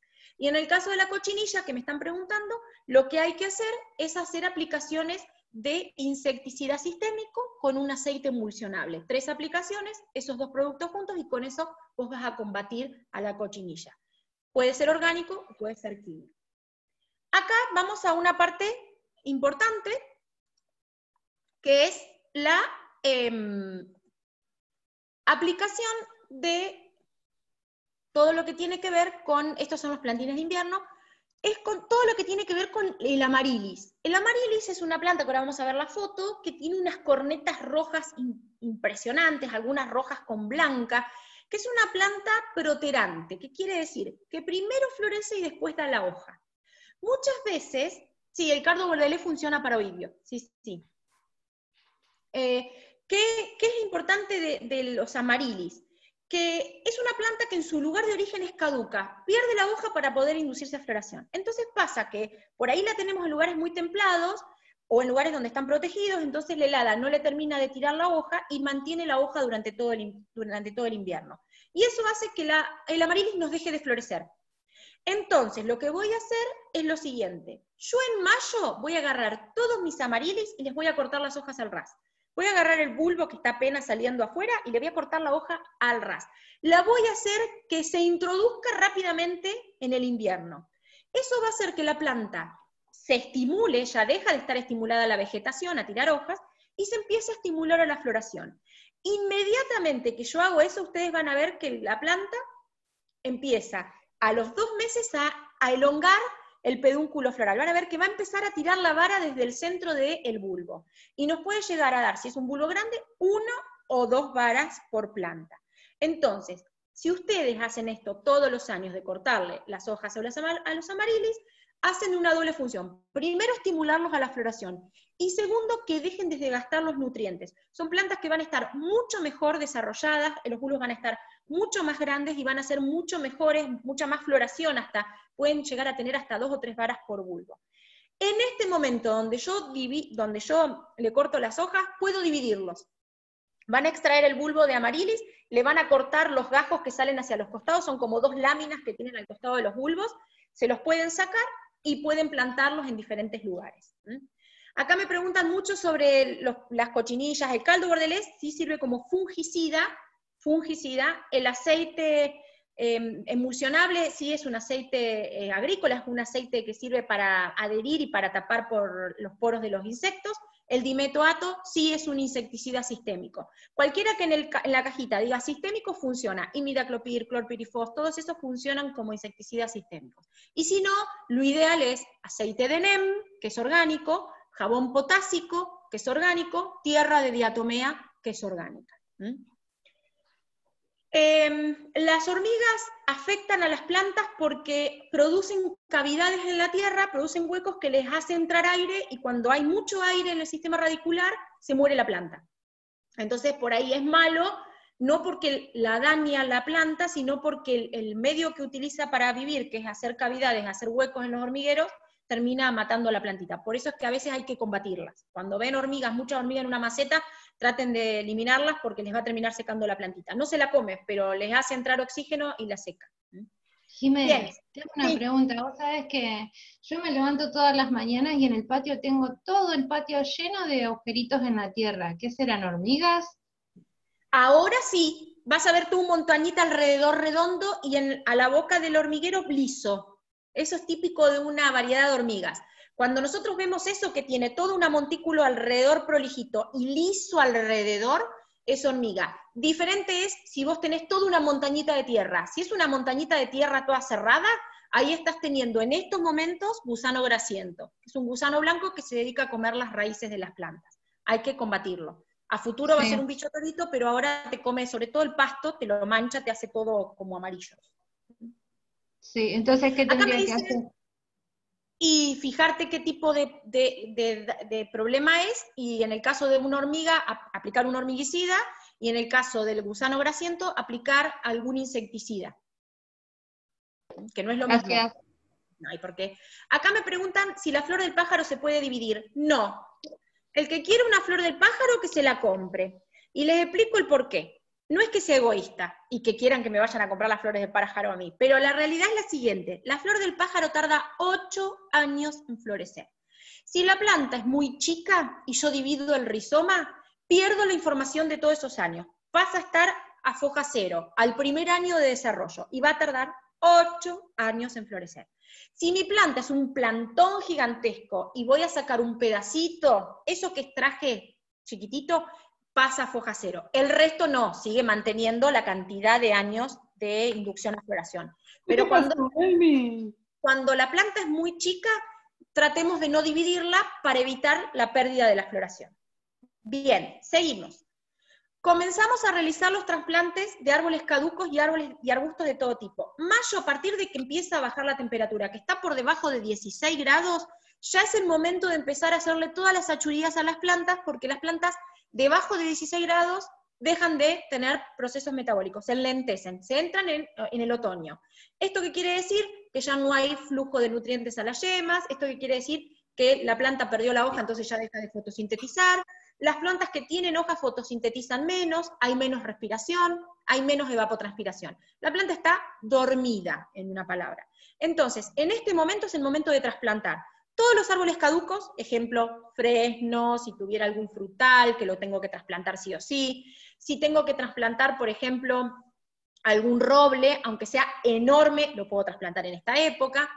Y todos los arbustos de todo tipo, abelias, no sé, ebónimos, eleagnus, laureles de jardín, todas las variedades de arbustos las podemos trasplantar. ¿Qué es lo que hay que sí o sí hacer? Podarlos. Sí o sí se deben extraer parte de la copa, sí o sí. ¿Por qué? Porque si yo le saco mucha raíz y le dejo toda la copa o todo el follaje al arbusto, tengo mayor posibilidad de que se me muera. Entonces, la poda en el trasplante es el éxito del trasplante. Una vez que lo trasplanté, lo riego bien, y recuerden, si tenemos hormona de enraizar, mucho mejor, si no, agua con una cucharada de canela. En 1 litro de agua, 1 cucharada de canela, y con eso lo riego, y eso es un muy buen estimulador al sistema radicular.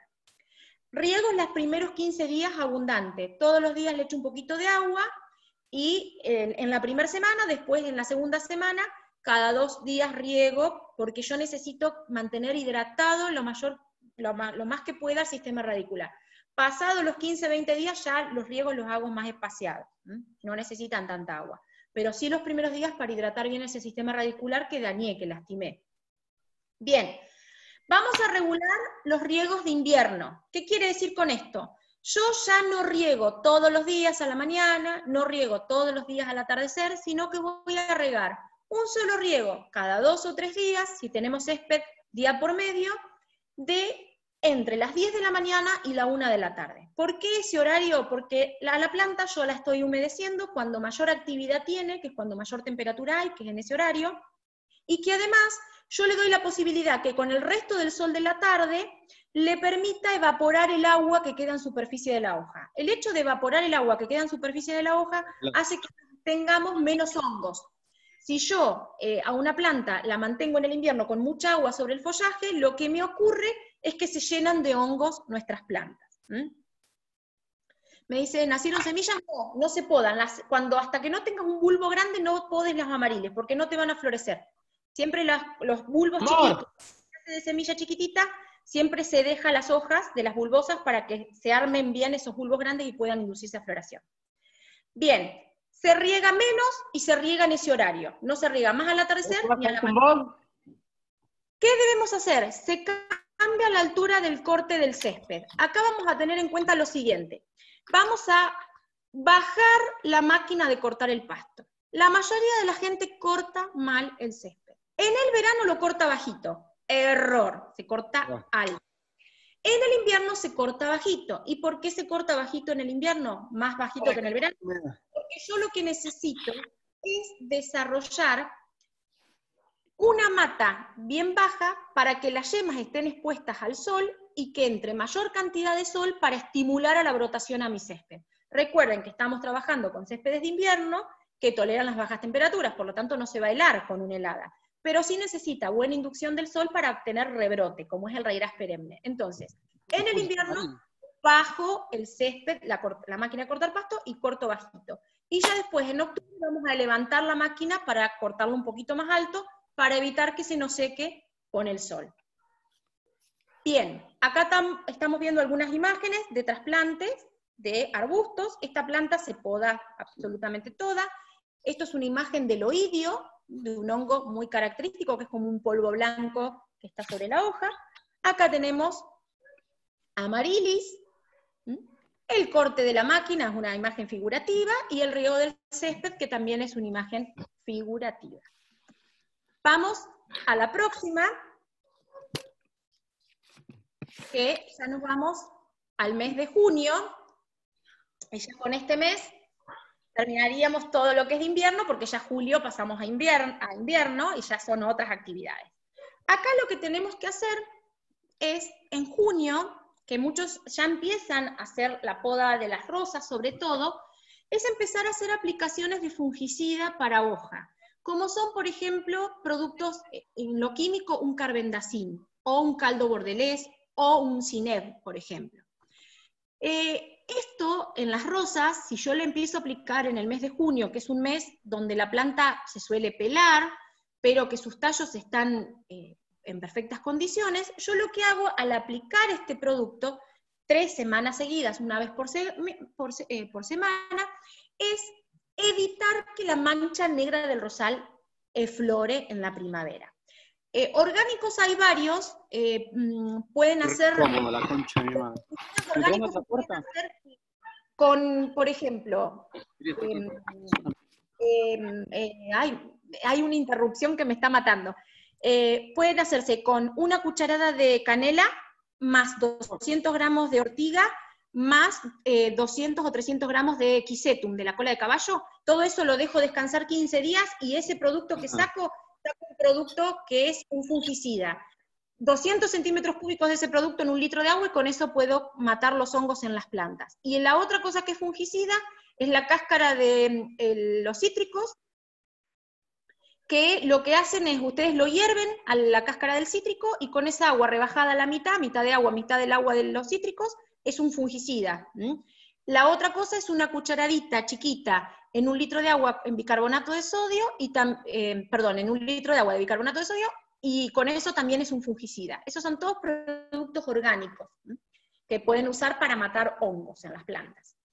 Bien, acá es lo que yo les comentaba. En abril eligieron la planta, se van a los viveros, y en junio les conviene ir a buscarlas. Todo lo que tiene que ver con rosales y frutales o plantas a raíz desnuda.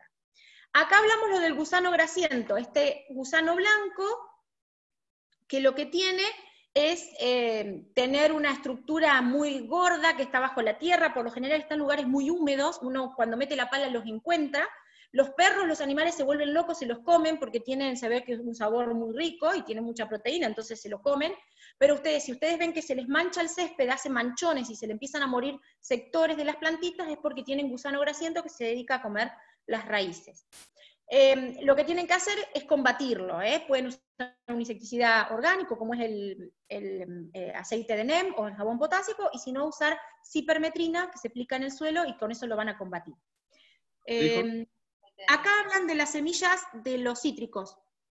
Las semillas cuando se germinan, lo que germina es el pie de injerto, no les va a germinar el limón lindo que tenían arriba, porque las plantas son injertadas y lo que da de las semillas es una planta guacha, por decirlo así. Te va a dar una linda planta, pero poco fruto, o nada de fruto. Y bicarbonato de sodio, una cucharadita chiquitita de café en 1 litro de agua, eso va a andar muy bien. ¿Qué otra cosa podemos hacer? De la poda de los arbustos, de los árboles caducos, ejemplo, hortensias, que se trasplantan en este mes, como yo les dije, se pueden podar, y todos los restos de esa poda lo vamos a hacer esquejes, estacas, vamos a hacer plantas nuevas. Es la época ideal, junio, con todos los residuos de poda, hacer gajos y estacas de plantas. Acá dice, comenzamos en la época de poda de árboles y arbustos, y en el caso de árboles, es muy complicado explicarlo en una clase de 1 hora, que ya nos llevamos más de 1 hora y media, es muy complicado, entonces lo que yo les voy a explicar básicamente es algunas nociones que tienen que tener en cuenta. Eso es mancha negra del rosal, ese es el gusano grasiento, esos son los montículos de tierra que hace el gusano grasiento, y ahora les voy a mostrar algunas cosas. Estas son estacas, estos 3 dibujitos que ven acá, son distintos tipos de estacas que se pueden hacer con restos de poda. Y acá tenemos un árbol. Esta es una poda de noción básica, ¿no? De acuerdo a cada estructura uno tiene que observar la estructura del árbol, pero lo importante, uno sí debe extraer al momento de una poda. Sí, yo lo tengo que silenciar, pero no sé. A ver, esperen. Discúlpenme, voy a ver quién es la persona que tiene el audio abierto. Y lo vamos a silenciar. Discúlpenme, pero por ahí me interfiere y no sé si... Ahí está, perfecto. Mil disculpas, Vamos a volver a compartir y vamos a seguir con esto. Bien, acá tenemos una estructura de un árbol. ¿Qué es lo primero que tenemos que observar en el tronco, en las ramas de un árbol? Primero todo lo que tiene que ver con ramas secas, muertas, quebradas o dobladas hacia abajo. Van a ver que los fresnos tiran como unas ramas así para abajo, curvas. Esas se deben extirpar, se deben sacar desde el lugar de donde salen. Y siempre tienen que observar que suele haber como una arruga, de donde sale la rama, tiene como la piel arrugada. Ese es el lugar de punto de corte, porque en esa arruga está el cambium que vengo hablando de hace rato, que es lo que me va a cicatrizar esa herida. Entonces, todas las ramas que salen hacia abajo, que están entrecruzadas, que están quebradas, que están secas, se deben sacar sí o sí. ¿Qué otra cosa es importante sacar? Todas las ramificaciones que van a ir hacia adentro de la planta. Hay a veces árboles que por malas podas anteriores se degeneran y empiezan a sacar ramificaciones cruzadas. Uno cuando, como noción básica de una poda de un árbol, lo que pretende de un árbol en una copa es dejar una estructura aireada y con luz. Por lo tanto, todas las ramas nuevitas, flacas, débiles o cortas, que sabemos que no nos van a cumplir ninguna función, se deben sacar, dejando la mayor cantidad de ramas libres de tallos internos, para que la copa se desarrolle. A veces simplemente sacando 2 o 3 ramas, la estructura de la planta cambia al 1000 por 1000. Mucha gente piensa que podar es cortar la planta arriba, y no necesariamente. Simplemente a veces cortando 1 o 2 ramas, que son las que degeneran la estructura del árbol, con eso simplemente encontramos que la planta cambió el 100%. Entonces tengan en cuenta que a veces la poda no es salir con una motosierra a cortar todas las ramas que encontremos de la planta. Acá tenemos algunas especies que vienen a raíz desnuda. algo que es muy importante que ustedes tienen que saber cuando plantan plantas a raíz desnuda es lo siguiente, que deben hidratar la raíz antes de plantarla. Por ejemplo, estas son rosas a raíz desnuda, estos son frutales. Lo que tenemos que hacer es 1 hora dejarlas, entre media hora y 1 hora, adentro de un balde con agua. Una vez que las hidraté, las voy a plantar en un hoyo, le voy a poner materia orgánica, no podemos usar químicos en los hoyos de las plantas, solo materia orgánica, y una vez que ponemos el sistema radicular, vamos a buscar el injerto. Fíjense que acá en los rosales se ve bien el injerto, y en los frutales se ve bien el injerto acá arriba. Vamos a agarrar el injerto y lo vamos a dejar sobre la superficie. Vamos a enterrar toda la raíz, pero el injerto tiene que quedar sobre la tierra, nunca enterrado. Porque si yo entierro un injerto, lo que produzco es humedad, oscuridad, se pudre, y como ese injerto es una lastimadura, lo que ocurre es que se nos va a podrir el injerto y se nos termina secando la planta. Ay, hablé como una loca durante 1 hora, 2 horas, le pido disculpas que no paré ni 5 segundos, pero bueno, básicamente, no es tan sencillo, pero bueno, básicamente estas son las técnicas más comunes que debemos desarrollar en estos meses de marzo, abril, mayo y junio, que son los meses de otoño. Yo sé que quedan un montón de información para poder dar, pero bueno, estos son 2 horas, imagínense que a mí me lleva muchas horas explicar todo esto en los cursos o en las clases de la facultad. Pero bueno, a mí me importaba que ustedes conozcan algunas de las técnicas, algunas seguramente ya las saben porque las practican, otras porque las desconocían o las hacían en otra época.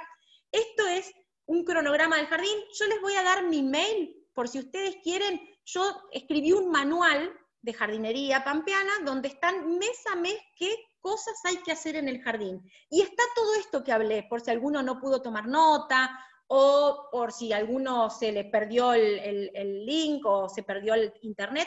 Si quieren yo se los reenvío, un PDF de divulgación gratuita, yo lo escribí, se entrega gratis acá en La Pampa, se los puedo enviar si quieren, y lo tienen para los meses que por ahí no pudimos hablar hoy, de enero, febrero, y los meses de primavera, de invierno y de verano. Así que yo ahora les voy a pasar mi mail, que ahora ya nomás se los escribo. Ustedes lo que tienen que pedirme es pedirme el manual, simplemente así, el manual de jardinería, y yo se los reenvío sin problema. cultivosakini@yahoo.com.ar, a ver si está. Ah, no, esto se lo mandé a todos, ahí se lo vuelvo a mandar a todos. Ahí está. Me mandan eso y yo se los envío sin problema. Y bueno, obviamente que han quedado muchísimas dudas, muchísimas consultas, no sé si alguno quiere preguntarme algo,